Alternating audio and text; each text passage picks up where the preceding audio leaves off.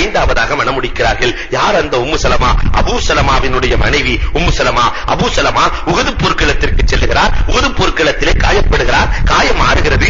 ஆறிவிட்டதாக எண்ணுகிறார். ஆனால் தரஃப் என்ற இடத்திலே ஒரு படை நடக்கிறது.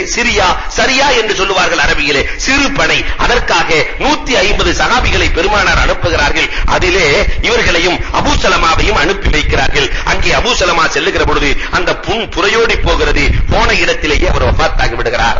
அதற்கு பிறகு உம்மு சலமா பிள்ளைகளோடு அனாதையாக தங்கி இருக்கிறார்கள்.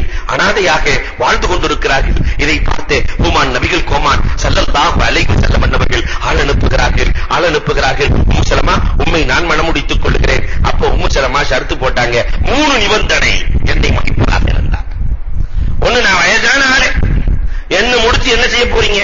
பெருமானார் சொல்லி அனுப்பினார்கள். நான் மட்டும் என்ன சின்ன வயசா?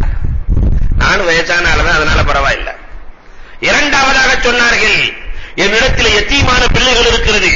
பெருமானார் சொல்லி அனுப்பினார்கள், உலகத்தில் இருக்கிற எல்லா யத்தீமுக்கும் நான் பொறுப்பு, உங்கள் பிள்ளைகளுக்கு நான் பொறுப்பேற்காமல் இருப்பேனா? அதை நான் பார்த்துக் கொள்ளுகிறேன் என்கிறார்கள் பெருமானார். மூன்றாவதாக உம்மு சலமா ரலியல்லாஹு தஆலா சொல்லி அனுப்பினார்கள், நான் கொஞ்சம் ரோசக்காரி, நபி இடத்துல எல்லாம் எதிர்த்து பேச முடியாது, ஆனா அபூ சலமா இருக்கும்போது நிறைய பேசுவேன், அவர் தாங்கிக்குவாரு. நாயகமே, உங்கள்ட்ட அந்த மாதிரி பேசினா சிக்கலாகி போயிடும். ஏன் விஷயத்துல வகியை அல்லாஹ் இறக்கிட்டான்னா கடைசி கால வரைக்கும் எல்லாம் சபிச்சுக்கிட்டு இருப்பாங்க, அதனால நான் கொஞ்சம் ரோசக்காரி என்று சொல்லுகிற பொழுது பெருமானார் ஸல்லல்லாஹு அலைஹி வஸல்லம் கரம் ஏந்துகிறார்கள். யா அல்லாஹ், உம்மு சலமாவின் ரோசத்தை நீ போக்குவாயாக என்று கரம் ஏந்துகிறார்கள். உம்மு சலமாவினுடைய ரோசம் போகிறது. உம்மு சலமா ரலியல்லாஹு தஆலாவை பெருமானார் ஸல்லல்லாஹு அலைஹி வஸல்லம் மணமுடிக்கிறார்கள். இதனால் ஐந்தாவதாக பெருமானார் மணமுடித்தது.